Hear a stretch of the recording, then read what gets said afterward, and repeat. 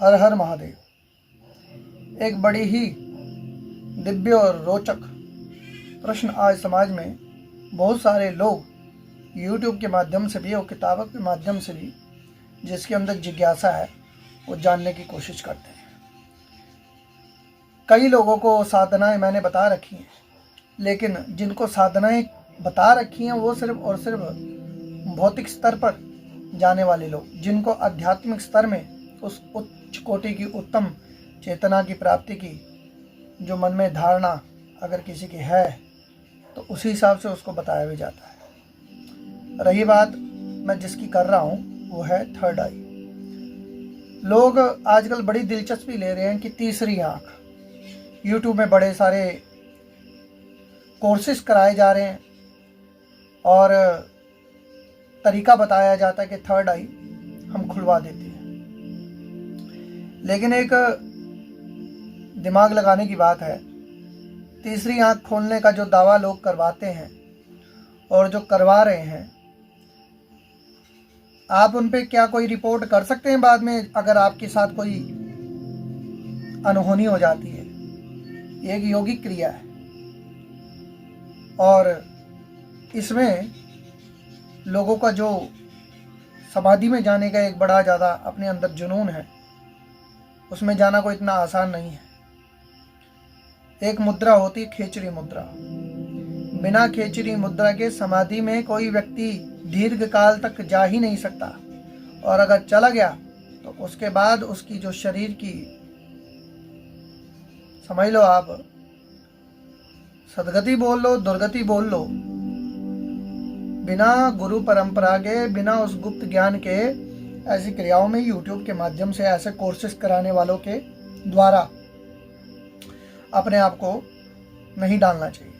ये गुरु विद्या है, गुरु परंपरा है, और बिना सोचे समझे जब तक वो उच्च कोटि के महात्मा जो अदृश्य रूप में हमें देखते हैं, हम उनको नहीं देख सकते।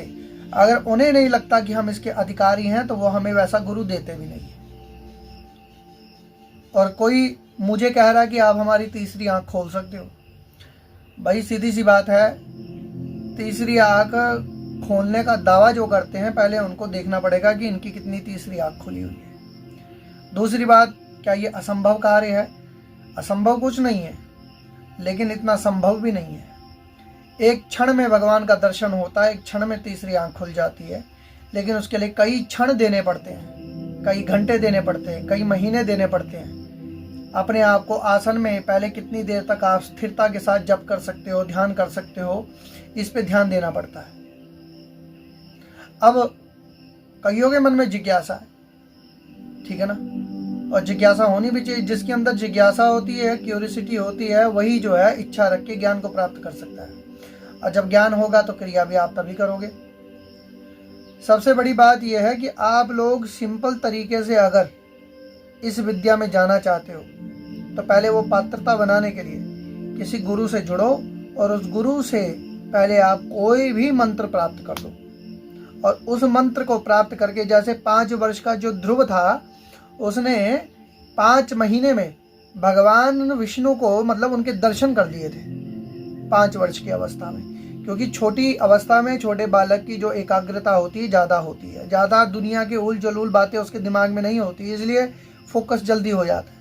अब जो है दुनिया भर के खा पी के टंटे फंटे करके अब हम कह रहे हैं कि हमें समाधि लगानी है, हमें योग करना है, तो इतना सरल तो नहीं होगा। पहले अपने उन दूषित जो पाप हैं, जो संस्कार हैं, उनको नष्ट करना पड़ेगा। वो कैसे होगा नष्ट?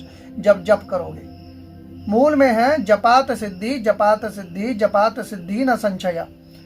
जब तक आप जप नहीं करोगे तब तक सिद्धि नहीं होगी। और सभी चीजों का एक ही सार है, वो है जप।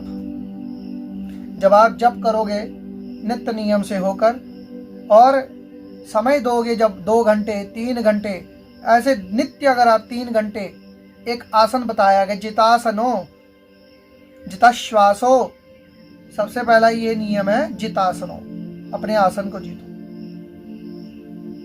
तो जितासंगा जितेंद्रिया, तो अपने श्वासों को जीतो, अच्छी संगत रखो, और फिर अपनी इंद्रियों को जीतो। 4 चीजें हो गई तो सिद्धि हो जाएगी। तो आप अपने श्वासों पे भी ध्यान दें और जप करें। जप करने का मतलब, जब आप जप करें श्वास पहले भर लें, और जब तक आपके अंदर श्वास भरी हुई है तब तक जप चलता रहे। तो धीरे धीरे सांस छोड़े और जप चलता रहे। ऐसे श्वासों पे भी कंट्रोल होगा और इससे आपका प्राणायाम भी मजबूत होगा और जप की भी सिद्धि होगी। ये बिल्कुल साधारण सी प्रक्रिया है। होगा क्या, एक अवस्था ऐसी आएगी जब आप ऐसे कई समय तक जप करने लग जाओगे। ये मूलाधार है। 9 चक्र होते हैं, लेकिन किताबों में 7 चक्र पढ़ने को मिलेंगे। 9 चक्र कौन से होते हैं, जब कभी समय होगा तो वीडियो बनेगी। पुराने चैनल में वीडियो बनी हुई है, उसमें मैंने डाल रखा है। 9 चक्र होते हैं, लोग 7 चक्र ही बोलते हैं क्योंकि किताबी विद्या ना, बिना गुरु के ज्ञान कहाँ से उतरेगा। किताबों में जो बताया वो किताबी विद्या ही है। गुरु के पास जो चलता आ रहा है, भगवान नारायण से जो चलता आ रहा है, हमारी शंकर परंपरा, उस परंपरा में जो सुना उसी के आधार पे बोल रहा हूँ। और रही बात क्या होगा, शरीर के चक्र दिखाई नहीं देते लेकिन स्पंदन करने शुरू हो जाते हैं, महसूस हो जाता है धीरे धीरे पहली अवस्था में। जैसे जैसे आपकी साधना बढ़ती है, जप बढ़ता है, धीरे धीरे फिर क्या होता है कि अंदरूनी रूप से आपको तत्वों के दर्शन होने लग जाते हैं। पंच तत्वों का यह शरीर है, अग्नि तत्व का दर्शन होगा, जल तत्व का। अब वो कैसे होगा, रंगों के रूप में, कलर के रूप में। ये धीरे धीरे गुरु समझाते हैं, समझ गए ना। धीरे बहुत जप का ये प्रभाव है। जब आप जप करते हो, जप करते करते करते करते पर उस गहराई के साथ पहले समुद्र में उतरना पड़ता है, तभी वो समुद्र के अंदर के खजाने हैं मिलते हैं। चाहे मैं हूं, चाहे आप हैं, चाहे कोई भी है, जो करेगा वही पाएगा, जो नहीं करेगा बस। कई लोग शराब पी के नशे में जाते हैं ना, उनको वो जो नशा प्यारा लगता है, उस नशे से कई गुना नशा है जप का। जिसको एक बार जप का नशा लग गया, जप के बाद जो आनंद आने लग गया, तो वो उसको छोड़ेगा नहीं, छोड़ ही नहीं पाएगा। तो समय देना पड़ेगा, ऐसा नहीं है। और जो कोर्सेज करवाए जाते हैं, बच के रहो ऐसे लोगों से, बेड़ा गर्क होगा और कुछ नहीं होगा। ये विद्या है, ये पात्रता के हिसाब से दी जाती है। जिसके अंदर जो पात्रता होती है उसको ही वो विद्या स्वतः मिल जाती है। गुरु तो ढूंढते हैं अपने आप। एक गुरु कई प्रकार से रंग बनाते हैं शिष्य के आगे, देखते हैं कि ये कितनी गहराई तक, कहाँ तक आपको लेके चलता है। गुरु को जानना बड़ा मुश्किल है, समझना बड़ा मुश्किल है। शिष्य बन के रहो अच्छे तरीके से, और जो कहा गया उसके अनुसार चलो। तो गुरु बनाओ, गुरु से कोई मंत्र लो और तब उस मंत्र को साधो, जप करो। बस जितना समय हो सके उतना जप दो। एक विधि विधान गुरु बताएंगे, और जप करने के दौरान अगर कोई दिक्कतें आती हैं, कोई समस्याएं आती हैं, तब गुरु बताते हैं कि आगे अब ये समस्याएं अगर आ रही हैं तो इससे कैसे निपटे। करना ही नहीं है तो समस्याएं तो बनी रहेंगी। जप करके सब प्रकार की समस्याएं खत्म हो जाती हैं, चाहे पितृ समस्या, चाहे प्रेत समस्या, कोई भी। लेकिन जो इधर उधर भागते रहते हैं ना, उनका कुछ नहीं होता, होगा भी नहीं। कभी एक चेले के पास, कभी 2 चेले के पास, कभी तीसरे चेले के पास, यही चीजें भटकती रहेंगी। ज्यादातर लोग अब भगवान की ओर जाना नहीं चाहते, यही भूत प्रेत मजार यहाँ तक सीमित रह गए। इन समस्याओं को बहुत बड़ा बना लिया। कितने प्रकार के भूत प्रेत अपने शरीर में हम इकट्ठे कर लेते हैं। उसका कारण है अशुद्धियां, उसका कारण है कि सही तरीके से अपने जीवन में साधना का क्रम ना लेना। और जो अशुद्धियां होती है पहले वो निकलेंगी थोड़ी, उसको निकालना पड़ता है जबरदस्त। घर के अंदर कूड़ा जो है अपने आप निकल जाता है क्या? घर के अंदर जो कूड़ा है वो तभी निकलता है जब आप झाड़ू मारते हो, पोछा मारते हो। तो आपका ये शरीर भी एक घर है। आप मानो कि इसमें आपकी चेतना रूपी आत्मा जो है बैठी हुई है। इस शरीर के अंदर की जो मलिनता है पूर्व जन्मों की, उसको जो है घिस घिस के निकालना पड़ेगा। वो घिसना क्या है? वो है मंत्र जप। ठीक है ना? तो इस प्रकार से अपनी साधना करो। अगर साधना करते हो, ये तो एक समझाने के तौर पर छोटा सा एक बना दिया है। अभी मैं अपने पूजन में बैठने वाला हूँ, तो प्रश्न का उत्तर देना था, छोटे रूप में दे दिया। ज़्यादा ये विषय खींच के बताने वाला नहीं होता। जो सम्मुख कभी भगवती प्रेरणा होती है तो बुलवाएगी। ठीक है ना?